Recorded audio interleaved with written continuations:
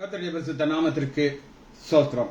இன்னைக்கு நம்ம யாக்கோபு 2வது அதிகாரம் 12வது வசனத்தை தியானிக்க இருக்கிறோம். யாக்கோபு 2:12. ஜெபத்தோடு இந்த செய்திக்குள்ளே கடந்து செல்வோம். ஆவியானவரே, அன்பினாவியானவரே, இப்பவாரம் இறங்கி வாரம் எங்கள் மத்தியிலே, இப்பவாரம் இறங்கி வாரம் எங்கள் மத்தியிலே, உளையான சேற்றிலிருந்து தூக்கி எடுத்தவரே, உளையான சேற்றிலிருந்து யாமை தூக்கி எடுத்தவரே, பாவம் கழுவி தூய்மையாக்கம் இந்த வேளையிலே, பாவம் கழுவி தூய்மையாக்கம் இந்த வேளையிலே, ஆவியானவரே, அன்பின் ஆவியானவரே, இப்பவாரம் இறங்கி வாரம் எங்கள் மத்தியிலே, பாத்மோ தீவினிலே பக்தனை தேற்றினீரே, பாத்மோ தீவினிலே பக்தனை தேற்றினீரே, யானையும் தேற்றி ஆற்றவாரும் இந்த வேளையிலே, யானையும் தேற்றி ஆற்றவாரும் இந்த வேளையிலே, ஓ பரவ சபரா, ஓ பரி பரி பரி பரா, ஓ பரபரா, ஓ பரிபரா, ஓ பரகசகரா, சீனாய் மலையினிலே இறங்கி வந்தவரே, சீனாய் மலையினிலே இறங்கி வந்தவரே, ஆத்மதாகம் தீர்க்கவாரம் இந்த வேளையிலே, ஆத்மதாகம் தீர்க்கவாரம் இந்த வேளையிலே, ஆவியானவரே, அன்பினாவியானவரே,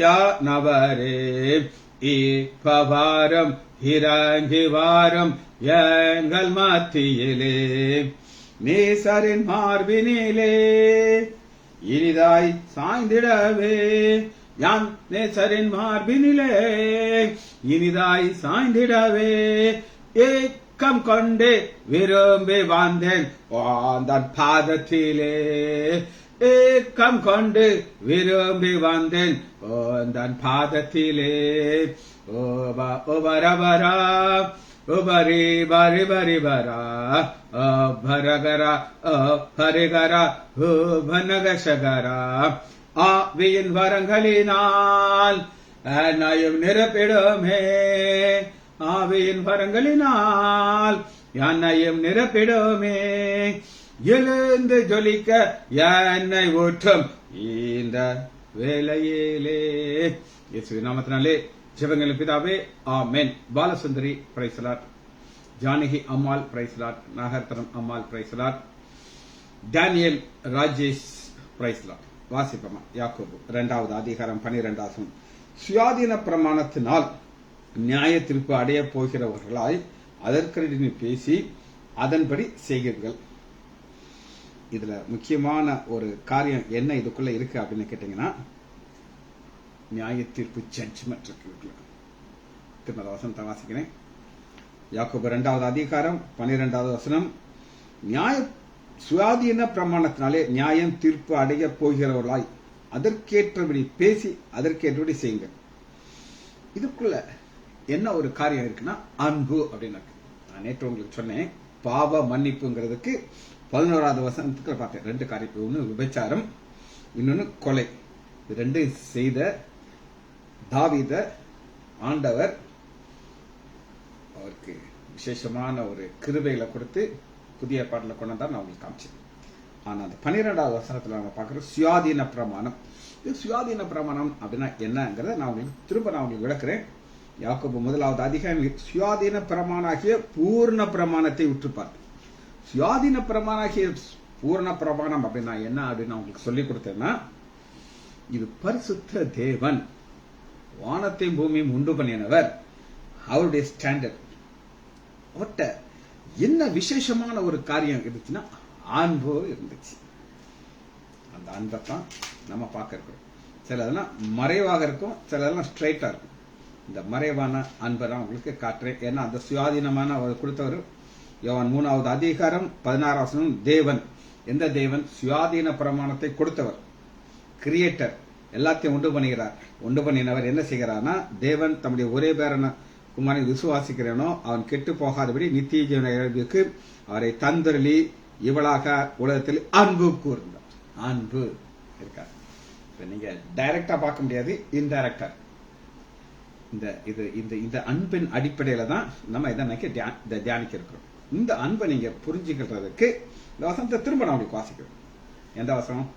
யாக்கோபு 1வது அதிகாரம் 25வது வசனம். சுயாதீன பிரமாணம். சுயாதீன பிரமாணம்னா உங்களுக்கு ஏற்கனவே நான் சொன்னேன், இந்த வேதத்தை இந்த யாக்கோபு உள்ள வரக்கூடாது அப்படின்ட்டு மார்ட்டின் லூத்தர் ரொம்ப ஸ்டெபனா நின்னார்.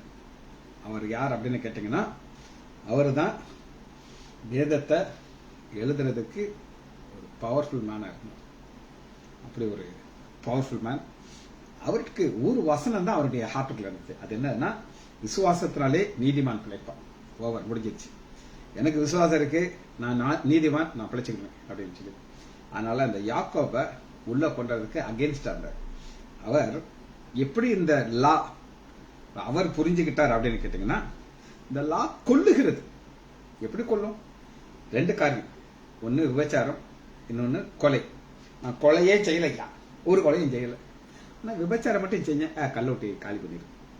இதுதான் லா. இது கொலை செய், இதுக்குள்ள அன்பு கிடையாது அப்படின்னு சொல்லி அவர் நினைச்சாரு. ஆனா கொடுத்தவர்கிட்ட அன்பு இருந்துச்சு. அதான் கொடுத்தவர்கிட்ட அன்பு இருந்துச்சு. அந்த அன்பை உடையவர் தான் உற்று பார்த்து அதில் நிலைத்திருக்கிறவனே. எதுல நிலைத்திருக்கணும்? கொடுத்தவருடைய கேரக்டர் உங்கள்கிட்ட. இப்போ உங்க அப்பா ஒரு நல்ல ஒரு மனிதனா இருந்தார்னா எல்லாரும் அக்செப்ட் பண்றதா இருந்தானா உங்களை என்ன செய்வாங்க? எதிர்பார்ப்பாங்க. என் தகப்பனார் அடிக்கடி ஒரு காரியத்தை சொல்லுவார். அது என்னன்னா நான் உங்களுக்கு சொல்றேன். எங்க அப்பா எனக்கு ரொம்ப ஒரு மென்டர்னா என்னை வழி நடத்தினவர். ஆவிக்குரிய வாழ்க்கையில கிடையாது, இதை சொல்ல மாட்டேன், பைபிள் சொல்லி தர மாட்டேன். எங்க அப்பா சொல்லுவார், ஒரு மனிதன் மறிச்சிட்டான், அவனை பெட்டியில வச்சு கல்லறைக்கு தூக்கிட்டு போறாங்க. தூக்கிட்டு போகும்போது சுற்றி இருக்க மக்கள் என்ன சொல்றாங்க ஃபைனலா. அதான் எங்க அப்பா ஜட்ஜ்மெண்ட்னு சொல்லுவார். நல்ல மனுஷன் அப்பா. ஒரு நாளைக்கு 10 பேருக்காவது உதவி செய்ய. செத்து போயிட்டான். ஒருத்தனா கஞ்சன்டா, நான் பார்த்த வர இவன் யாருக்கும் உதவி செய்யல, இவன் இருந்தா என்ன இல்லைன்னா என்ன, இப்படி ஒவ்வொருத்தரும் அந்த சர்டிபிகேட் கொடுத்துட்டே இருப்பாங்க. விருதுநகர்ல ஒரு நடந்த சம்பவத்தை நான் உங்களுக்கு சொல்லுகிறேன். ஒரு மோசமான மனிதன் விருதுநகர்ல வாழ்ந்தார். அவர் அது ஒரு 50 வருஷத்துக்கு முன்னாடி, ஒரு 20 வருஷத்துக்கு முன்னாடி, 20 வருஷத்துக்கு முன்னாடி. அப்ப முனிசிபாலிட்டியில அந்த தான் பவர்ஃபுல் மேன். எங்க எந்த சொத்து இருந்தாலும் அவர் அவருடைய பவரை யூஸ் பண்ணி அவர் பேர்ல வாங்கிடுவாரு. அடாவடித்தனமா பணம் சம்பாதிச்சார். அடாவடித்தனம்னா அடி தடி கத்தி குத்து சம்பாதிச்சார். எல்லாரும் இந்த ஆளை என்ன எதிர்பார்த்தாங்கன்னா, இவன் நாரி தான் சாவான், எப்படி சாவான், நாரி தான் சாவான் அப்படின்னு சொல்லி நினைச்சாங்க. ஆனா எங்க ஹாஸ்பிட்டல் ஸ்டாஃப் அவங்க வீட்டு பக்கத்துல இருந்துச்சு.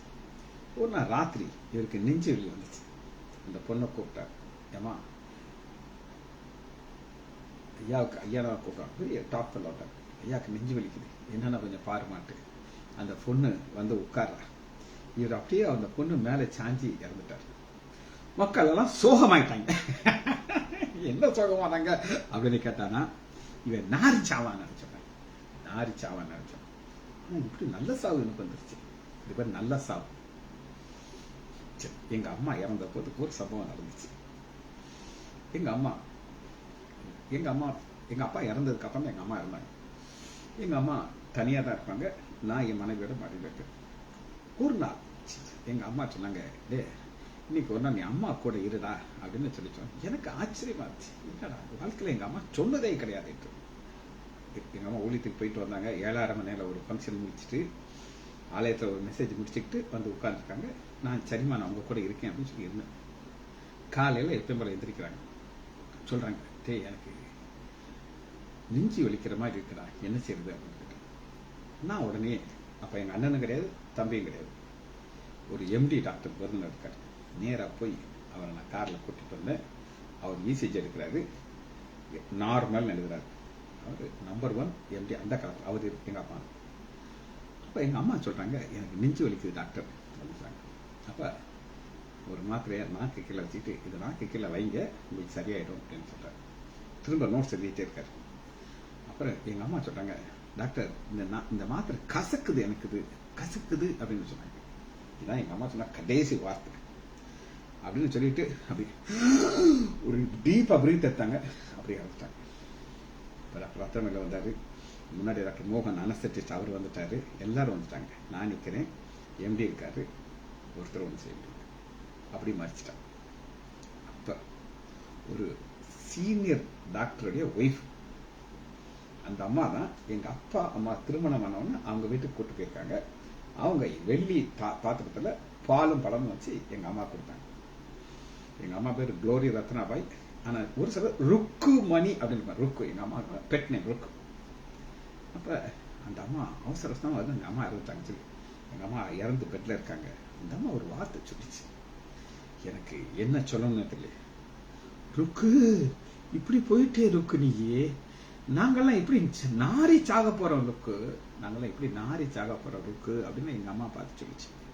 நீ இப்படி போயிட்டியே, இப்படி போயிட்டு நல்ல சாவோட போயிட்டியே அப்படின்னு சொல்லி அந்த அம்மா அதுல பொறாமையில சொல்லிச்சா சந்தோஷத்துல சொல்லிச்சான்னு எனக்கு தெரியல இன்னைக்கு. ஆனா அந்த அம்மா நாரி தான் செத்துச்சு. எப்படி நான் சொல்றேன், அந்த அம்மாவுடைய கணவன் டாக்டர், பையன் டாக்டர், எல்லாம் டாக்டர், சொந்த ஆஸ்பத்திரி வச்சிருக்கிறாங்க. இடுப்பு எலும்பு உடஞ்சிச்சிருந்தாங்க, எலும்பும் தோலும் ஆயிடுச்சு, அதனால எந்திரிக்க முடியாது, பெட் சோறு வந்துச்சு.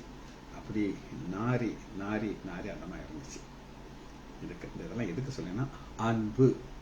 இப்ப எங்க அப்பா சொன்ன கான்செப்ட்ல இருந்து திரும்ப நான் ரிவர்ஸ்ல இருந்தேன். எங்க அப்பா என்ன சொல்லுவார் அப்படின்னு கேட்டீங்கன்னா, ஒரு மனிதன் மரித்து பெட்டியில வச்சு அவன் வெளியில் கொண்டு போகும்போது எல்லாரும் என்ன சொல்றாங்கன்னு ரொம்ப முக்கியம். நல்ல மனுஷன், 4 பேருக்கு நல்லது செய்தான் அப்படின்னு சொல்லி அவனை சொல்லணும். அதுதான் சர்டிபிகேட் சொல்லி. இவன் செத்து போயிட்டான்னு சொல்லியாருன்னு சொல்லி சந்தோஷப்படக்கூடாது. இது திரும்ப இந்த வசனத்தை நான் உங்களுக்கு வாசிக்கிறேன். 2 வசனத்துக்கு இணைச்சி வாசத்தான் நமக்கு புரியும். இப்ப நம்ம வாசிக்க இருக்கிறது யாக்கோபு 2வது அதிகாரம் 12 சுயாதீன பிரமாணத்தினால் நியாயத்தில் அடைய பொருள் அதற்கேற்றபடி பேசி, அன்பில் பேசி அதற்கு எப்படி செய்யுங்க. ஏன் இந்த அன்பை நான் உங்களுக்கு நான் சொல்லுகிறேன் அப்படின்னு கேட்டீங்கன்னா, இந்த நியாய பிரமாணத்தை கொடுத்தது, சுயாதீன பிரமாணத்தை கொடுத்தது யாருன்னா யாக்கோபு 1:25 சுயாதீன பிரமாணமாகிய பூர்ண பிரமாணத்தை உற்று பார்த்து, இந்த உற்று பார்க்கும் பொழுது அதை கொடுத்தவரை நம்ம பார்க்கிறோம். இந்த கொடுத்தவரை உங்களுக்கு நான் எப்படி காமிச்சேன் அப்படின்னு கேட்டீங்கன்னா, அவர் என்ன எப்படி அவரை காமிச்சேங்கிறது நான் வசனத்துல காமிக்கிறேன். அப்பதான் இந்த வசனம் உங்களுக்கு புரியும். யாத்ராகமம் 34வது அதிகாரம் 7வது வசனத்துல பாருங்க. சரி, கர்த்தர் அவனுக்கு முன்பாக, மோசேக்கு முன்பாக கடந்து போகிற பொழுது அவர் கர்த்தர் கர்த்தர் இரக்கம், அன்புக்குள்ள இரக்கம், கிருபை, யார் யாருக்கெல்லாம் இரக்கம் வந்துச்சோ அவங்களுக்கு கிருபை கொடுக்கிறார். நீடிய சாந்தமும் மகா தயவும் சாந்தமும் உள்ள தேவன். அடுத்து பாருங்க, அவர் தலைமுறைக்கு அவர் நினைச்சாரு நியாயத்திற்கிறார், ஜட்ஜா இருக்கிறார். இந்த தேவன் யோவான் 3வது அதிகாரம் 16வது வசனத்துல ஒரே பாரகுமாரனை தந்தருளி இவ்வளவாக உலகத்தை அன்பு கூர்ந்தார். அன்பு அவருடைய கேரக்டர். இந்த அன்பு இல்லாம எதுவுமே நடக்காது. இந்த அன்பு எதற்காக தேவை அப்படின்னு கேட்டீங்கன்னா, ஜட்ஜ்மெண்ட். வாசிப்போமா? யாக்கோபு 2வது அதிகாரம் 12வது வசனம், சுயாதீன பிரமாணத்தினாலே நியாய தீர்ப்பு அடைய போறல, ஜட்ஜ்மெண்ட். இந்த நியாய தீர்ப்பு இது என்ன அப்படின்னு கேட்டீங்கன்னா, இந்த பூரண பிரமாணத்தை கொடுத்த ஆண்டவர் அந்த பூரண பிரமாணமாக்கிய லா என்ன இருக்குது அப்படின்னு கேட்டீங்கன்னா, எடுத்துக்கொள்ளோம்னா சங்கீதம் 19வது அதிகாரம் 7வது வசனம். சங்கீதம் 19 7.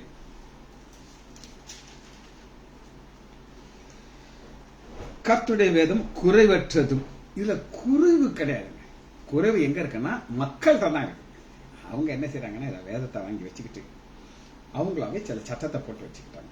அது என்ன அப்படின்னு கேட்டீங்கன்னா, அன்னைக்கு வாழ்ந்த யூதர்கள் ஆண்டவர் கொடுத்த லாவை அவங்க தனக்கு வசதியா தேய்ச்சிட்டாங்க. எப்படின்னு கேட்டீங்கன்னா, பல முறை உங்களுக்கு சொல்லியிருக்கேன், திரும்ப சொல்றேன். ஓய்வு நாள் அப்படின்னு ஒன்றா வச்சுக்கிட்டாங்க. ஆண்டவர் சொல்லிருக்காரு ஓய்வு நாள் இல்லைன்னு சொல்ல. ஆனா அவங்களாவே அதை என்னெல்லாம் அட்டாச் பண்ணிக்கிறாங்க அப்படின்னு நீங்க கேட்டீங்கன்னா, ஓய்வு நாள் அன்னைக்கு நீங்க நடக்கக்கூடாது. ஒரு 1 கிலோமீட்டர் 1.5 கிலோமீட்டர் டிஸ்டன்ஸ் வச்சிருக்காங்க. அவ்வளவுதான் நடக்கலாம். அதுக்கப்புறம் நடக்கணும் ஒரு இடத்துல உட்கார்ந்து ஓய்வு விடு, அப்புறம் நட. சனிக்கிழமை ஒரு கோழி முட்டையை போட்டுட்டா அதை கொண்டு விடுவாங்க. என்னடா கோழி, உனக்கு தெரியாதா இன்னைக்கு ஓய்வு நாள், நீ முட்டை போடலாமா அப்படின்னு சொல்லி அதை கொண்டு விடும். இது நான் சொல்றது ஜோக்காக சொல்ல, இது எல்லாமே ஜான் மெக்காத்தர் அவருடைய புஸ்தகத்தில் சொல்லியிருந்தார். அதை வச்சு தான் நான் உங்களுக்கு சொல்றேன். இதெல்லாம் ரிட்டன் புக்ஸ், சரியா? அப்ப இதுல குறைவில்லாதது, அந்த குறைவில்லாதது என்ன செய்யணும்னா இருதயத்தை சந்தோஷிப்பிக்கிறது. இருதயத்தை எப்ப சந்தோஷிப்பிக்கும்? அன்பு இருந்தா தான் சந்தோஷம். ஆண்டவர் என்னை நேசிக்கிறார், இந்த இடத்துல என்னை உட்கார வச்சிருக்கிறார், ஜீவனோட வைத்திருக்கிறார், கிருபைகளை கொடுத்திருக்கிறார். எனக்கு ஆண்டவர் மேல அன்பு கூட கூட கூட இன்னும் அவருக்காக நான் ஏதாவது செய்யணும் அப்படின்னு நமக்கு தோணும். சரி, அது என்ன அப்படின்னு கேட்டீங்கன்னா 7வது வசனத்தை பாருங்க, உங்களுக்கு புரியும். அது பேதையை ஞானியாக்குது. பேதையை எப்படிங்க ஞானியாக மாற்ற முடியும்? அங்கதான் அன்பு வருது. ஆண்டவர் எல்லாரையும் ஒரே மாதிரி பார்க்க மாட்டார். நான் பார்த்துருக்கேன், எல்லாரும் வித்தியாசமா பார்ப்பாரு. ஒரு பேதைனா அந்த பேதை எப்படி இருப்பான்னா, எனக்கு ஆண்டவர் தான் முக்கியம். இந்த 8 மணிக்கு ஆண்டவர் ஊழியம் கொடுத்துருக்காருன்னா நான் 8:15 தான் நான் வருவேன். அந்த அன்பு கிடையாது. என்னை பற்றி சொல்லி ஜென்ரலா சொல்றேன். ஆண்டவருக்காக ஒரு காரியத்தை நம்ம செஞ்சானா அது இதுதான், அதை வந்து மாற்றவே கூடாது. அப்படி அந்த நேரத்தில் ஆண்டவருக்குன்னு அந்த டயத்தை நம்ம ஃபிக்ஸ் பண்ணியாச்சுன்னா அதுதான் பேதைய எப்படி ஞானியாக மாற்றுகிறது. இதுதான் அன்பிற்காக. அடுத்து நம்ம இதை எப்படி நேசிக்கணும் அப்படின்னு கேட்டீங்கன்னா, சங்கீதம் 119வது அதிகாரம் 47வது வசனம். நான் பிரியப்படுகிற, அது அன்பு கூறுகிற, பிரியமே அன்பு ஒண்ணுதான், உமது கற்பனைகள் மன மகிழ்ச்சியா இருப்பேன். எப்பங்க மன மகிழ்ச்சி கிடைக்கும்? இந்த வேதம் உங்க வாழ்க்கையில ஒரு மாறுதல் உண்டு பண்ணுங்க. நான் வேதத்தை தூக்கும்போது எனக்கு தெரியாது, இதனால போதிக்க முடியும். ஆனா ஆண்டோடைய விசேஷத்த அன்பு என் மேல இருந்துச்சு. என்னை பைபிள் டீச் பண்றவங்க மாத்தினாரு. அந்த அன்பை நம்ம மற்றவங்க மேல காட்டணும். இதுதான் ஃபேக்ட். சரி, 48வது வசனத்தை நான் வாசிக்கிறேன். நான் பிரியப்படுகிற உமது கற்பனையை கையெடுப்பேன், உமது பிரமாணங்களை தியானிப்பேன். அது தியானிக்கிறது குறித்து ஏற்கனவே ஒரு வசனம் காமிச்சேன். இன்னொரு வசனத்தை உங்களுக்கு காட்டுறேன். யாத்திராகம் எடுத்துக்கொள்வோம். 33வது அதிகாரம் 17வது வசனத்துல மோசேக்கும் கர்த்தருக்கும் ஒரு கான்வர்சேஷன் நடக்கும். மோசேயும் ஆண்டவரும் இருந்த க்ளோஸ்னஸ் வேற யாரும் இருந்த கிடையாது. 40 நாள் ஒரு மலையில போய் இந்த மேகம் அவங்களை மூடிச்சு. வெளியில இருந்து பார்த்தா அக்கினி சூளை மாதிரி தெரியுது. ஆனா உள்ள 2 பேரும் உள்ள உட்காந்து பேசிட்டு இருக்காங்க. எல்லாம் யோசிச்சு பாருங்களேன். அந்த முகமுகமா பேசிட்டு இருக்கான். அந்த மோசே தான் என்ன சொல்லுகிறார் அப்படின்னு கேட்டீங்கன்னா, 17 அப்பொழுது கர்த்தர் மோசேயை நோக்கி, நீ சொன்ன இந்த வார்த்தையின்படியே செய்வேன்.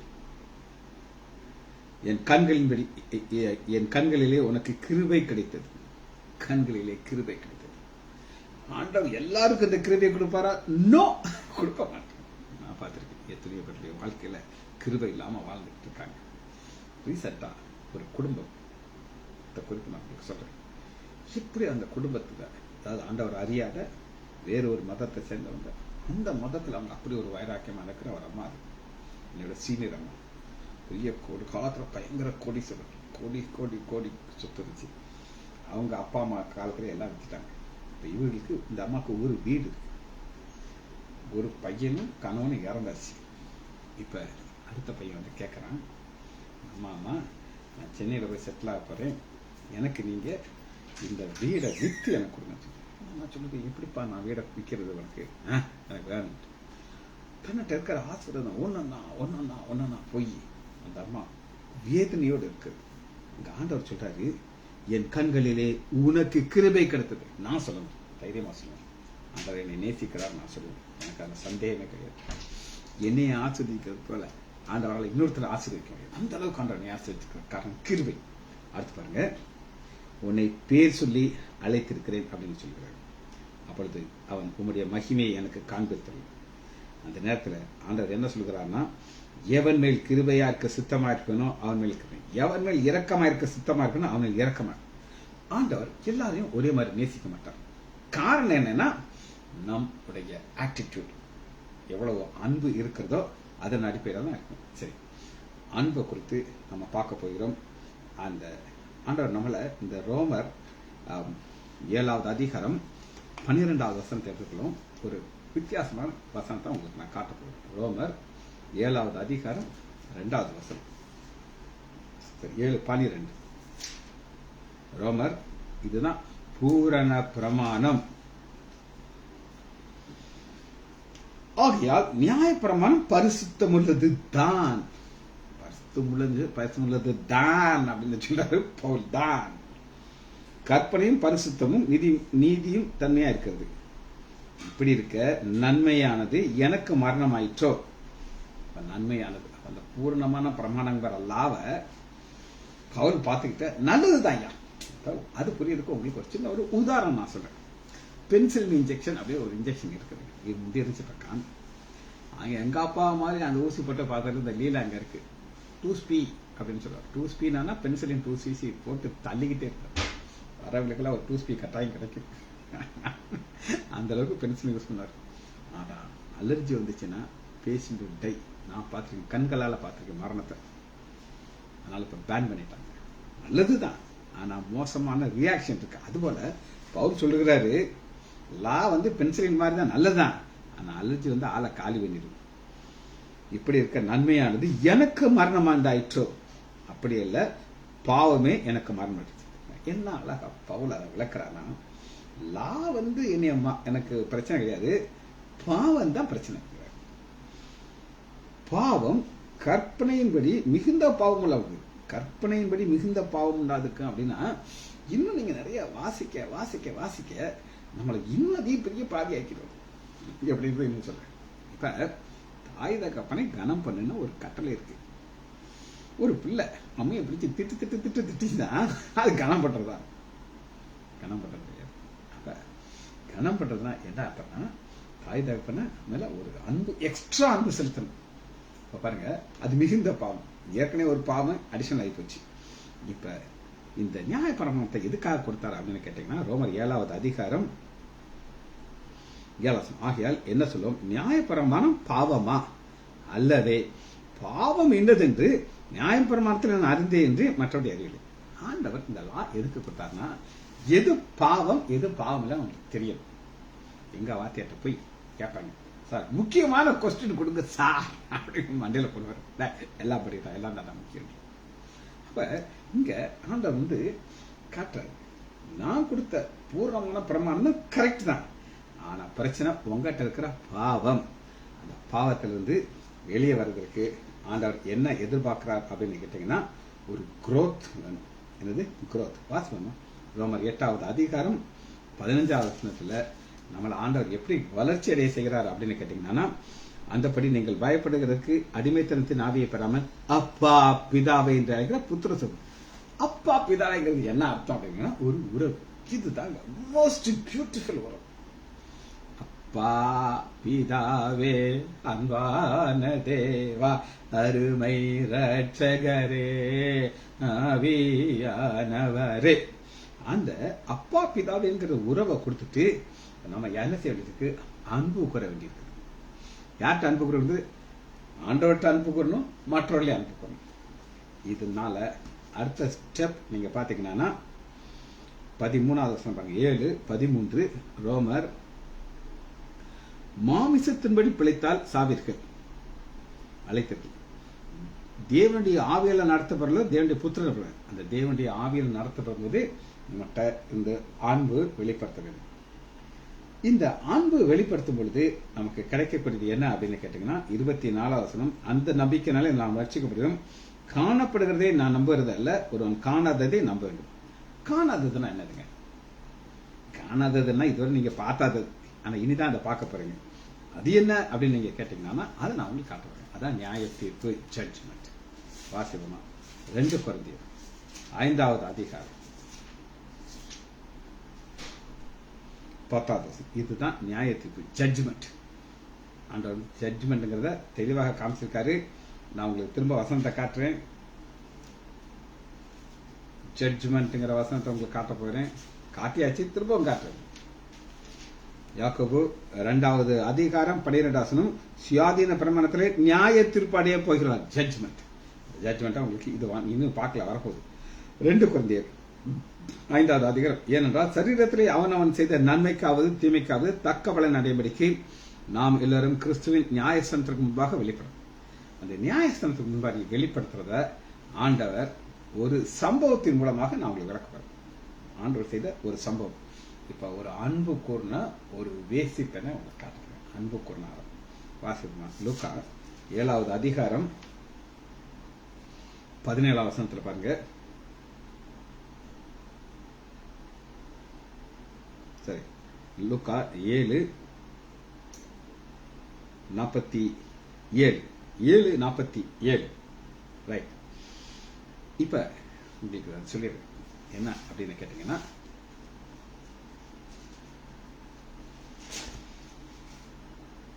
ஆண்டவராக இயேசு கிறிஸ்து ஒரு விருந்துக்கு கூப்பிட்டாங்க. அந்த விருந்துக்கு கூப்பிட்டவன் யார் அப்படின்னு கேட்டீங்கன்னா, லூக்கா 7வது அதிகாரம் சீமோன். இந்த சீமோன் யாருன்னு சொல்லி நீங்க கேட்டீங்கன்னா, மார்க் 14வது அதிகாரம் 3வது வசனத்துல, மார்க் 14:3, அவர் பெத்தானியாவிலே குஷ்டரோகியா இருந்த சீமோன் வீட்டிலே போஜனம் பண்ணுகிறேன். ஒரு ஸ்திரீ வெளியேறப்பட்ட நல்லது. குஷ்டரோகி. இந்த குஷ்டரோகியா இருந்தவனுக்கு ஆண்டவர் சுகத்தை கொடுத்துட்டார். நல்லா ஆயிட்டான், ஹீல் ஆயிட்டான். ஹீல் ஆயிட்டு ஒரு பெண் இருக்கா. அவ என்ன செய்யறான்னா, ஆண்டவருக்கு பின்னாடி நின்று ஒரு வேசி பெண், ஒரு பாவி, பாவம் செஞ்சாலே பின்னாடி நின்று அழுத்துக்கிட்டு தன்னுடைய மயிர்னால அவருடைய பாதங்களை தொடச்சிக்கிட்டு இருக்கான். இவன் டென்ஷன் ஆயிட்டான். டென்ஷன் ஆகி என்ன சொல்றான் அப்படின்னு கேட்டீங்கன்னா, லூக்கா 7:39, அவரை அழைப்பித்து பரிசேயன் அதை கேட்ட பொழுது, இவர் தீர்க்கதரிசியா இருந்தால் தம்மை தொடுகிற ஸ்திரீ இன்னாள் என்று அறிந்திருக்காளே, இவள் பாவியா இருக்கிறாள் என்று தனக்குள்ளே சொன்னான். தனக்குள்ளே சொல்லும்போது ஆண்டவர் தெளிவா கேட்கிறாரு, எப்பா உனக்கு அவளுக்குள்ள ஒரு வித்தியாசம் என்ன அப்படின்னு கேட்கிறாரு. அதை எப்படி சொல்றாரு அப்படின்னு கேட்டீங்கன்னா, அப்பொழுது அவர் 2 பேர் கடன் பெற்றிருக்கார். ஒருவனுக்கு 500 வெள்ளிக்காசு, மற்றவனுக்கு 50 வெள்ளிக்காசு. 2 எக்ஸ்ட்ரீமே காமிச்சிட்டார். இப்ப யார் 2 பேரையும் மன்னிக்கிறாங்க? யார் அனுபவம்? அதற்கு எவனுக்கு அதிகமாக மன்னிக்கப்பட்டதோ அவனுக்கு அதிகமா அன்பாரு. இப்ப உனக்கு நான் அதிகமா மன்னிச்சிருக்கேன். இவ வேசி, பாவி, ஆனா நீ குஷ்டரோகி. குஷ்டரோகினா நீ எங்க இருக்க தெரியுமா? காணியச்சுக்கு புறம்ப இருக்கும், வீட்டுக்குள்ள வர முடியாது. ஆனா நான் உனக்கு அதிகமாக நான் மன்னிச்சு, அதைத்தான் காட்டுறது 500 வெள்ளி. அந்த அளவு உனக்கு நான் 500 வெள்ளி எவ்வளவு விலை இருக்கும் பாருங்க, அந்த அளவுக்கு நான் உனக்கு மன்னிச்சிருக்கேன். மன்னிச்சுதான் உன் குஷ்டத்தை நீக்கிருக்கேன். குஷ்டரோகி காமிச்சிட்டவங்களுக்கு. ஆனா இந்த பெண் ஒரு சாதாரண 50 வெள்ளி காசுக்குள்ள ஒரு பெண். இதை என்ன செய்யறா அப்படின்னு கேட்டீங்கன்னா, இப்ப ஸ்திரீட்ட திரும்புறாரு, சீமோனை நோக்கி ஸ்திரீட்ட திரும்பிக்கிட்டு சீமோன்ட்ட பேசுறாரு. அதான் அவருடைய டெக்னிக்கல் ஸ்பெஷலா இருக்கும். சீமோனுக்கு, இந்த ஸ்திரீயை பார்க்கிறாயே, நான் வீட்டுக்கு பிரவேசித்தேன், நீ என் கால்களுக்கு தண்ணீர் தரவில்லை. தண்ணி யார் கொடுக்கணும்? எஜமான். அதாவது நான் தான் அவனை கூப்பிட்டேன், நான் கூப்பிட்டதுக்கு நீ வந்திருக்க, இந்த தண்ணி கூப்பிடு. இவளோ என் கால்களை கண்ணீர்னாலே தன் தலைமையினாலே துடைத்தார். நீ என்னை முத்தம் செய்யவில்லை. இவளோ நான் உட்பிரவேசித்து முதல் என் பாதங்களை ஓயாமல் முத்தம் செய்கிறார். என் தலைக்கு எண்ணெய் பூசலை. எவ்வளோ என் பாதங்களுக்கு பரிமள தலை பூசினார். 2 எக்ஸ்ட்ரீம் கஷ்டம். ஒண்ணு என்னன்னா, அன்பினால செய்யற ஒரு காரியம். சடங்காரம் சரியாது. சடங்காச்சாரம் ஒண்ணு இருக்குங்க. சடங்காச்சாரம் என்ன அப்படின்னு கேட்டீங்கன்னா, ஒரு சில ஆலயத்துல சிஎஸ்ஐ சர்ச்சில் அந்த கன்றாகி கிடையாது. அவங்க ரொம்ப பெருசுத்தவங்கள் ஆகிடுவாங்க. ஆகி எப்படி ஆண்டவர் கால்களை கழுவினாரோ அப்படி ஒருத்தருக்காக இன்னொருத்தர் கழுவுறது. எங்கிட்ட ஒரு ஆள் கிளீனா சொல்லிட்டாரு, எனக்கு அவனை பிடிக்காது, அல்ல அவன் காலை நான் கழுவ மாட்டேன், எனக்கு இந்த ரொம்ப ஃப்ரெண்டு, இவன் காலை நான் கழுவேன், அவன் என் காலை கழுவன்னு அந்த போட்டு உடைச்சிட்டான். இதுதான் அங்க நடக்குது. யாரை பிடிக்குமோ அவங்க காலை கழுவிட்டு இந்த சடங்கை சாத்து பிடிச்சிடாங்க. ஆனா ஆண்டவர் எவ்வளவு தெளிவா சொல்கிறார்னா 47 லூக்கா 7:47, ஆதலால் நான் உனக்கு சொல்லி ஜட்ஜ்மெண்ட்ல எப்படி பிடிக்கிறதா பாருங்க.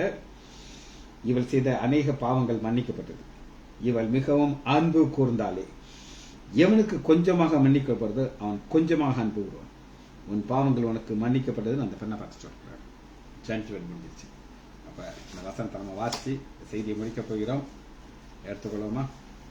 யாக்கோபு 2வது அதிகாரம் 12 சுயாதீன பிரமாணத்திலே இந்த சுயாதீன பிரமாணத்தை கொடுத்த தேவனை பார்க்கிறோம். அவர் தன்னுடைய ஒரே பாரான குமாரனை இந்த உலகத்திற்கு கொடுத்து இந்த உலகத்திலே அன்பு கூர்ந்தார். அந்த அன்பு நிறைந்த தேவன் ஜட்மெண்ட் சீட்ல உட்கார்ந்துக்கிட்டு அவர் 2 பேர் உள்ள வர்றாங்க. ஒரு பணக்காரன், ஒருத்தன் கந்தை ட்ரெஸ் போட்டு. யார்கிட்ட அன்பு கூறுற? ஒருத்தனை உயர்ந்தரத்துல உட்கார சொல்றாங்க, அவன்கிட்ட அன்பு கூறுற. அன்பு கூறாம செய்ய முடியுமா? அந்த கந்தை அறிஞர் பார்த்து, நீ அங்கே நின்று ஸ்டாப், நாத்த தாங்க முடியல, இல்ல என் பாதத்துல உட்காரு. அவன்கிட்ட அன்பு காட்ட மாட்டேங்கிற. இந்த அன்புங்கிற ஒரு அடிப்படையில தான் சுயாதீன நியாயத்திற்படவில்லை, அதற்கு ஏற்றபடி செய்யுங்கள். ஆக்ஷன் மாத்தி ஜெபம். மகா இறக்கமும் கருபையுள்ள பிதாவே, துதிக்கிறோம் ஐயா, ஒரு கருகலான வசனத்தை ஆவியானவர்களுக்கு வெளிச்சம் போட்டு காட்டினதுக்காக நன்றி ராஜா. பிள்ளைகள் ஒவ்வொருவரையும் என் ஆண்டவராகிய இயேசு கிறிஸ்துவின் நாமத்தினாலே ஆசீர்வதிக்கிறேன். இயேசுவின் நாமத்தினாலே ஜெபங்களும் பிதாவே. ஆமேன், ஆமேன், ஆம்.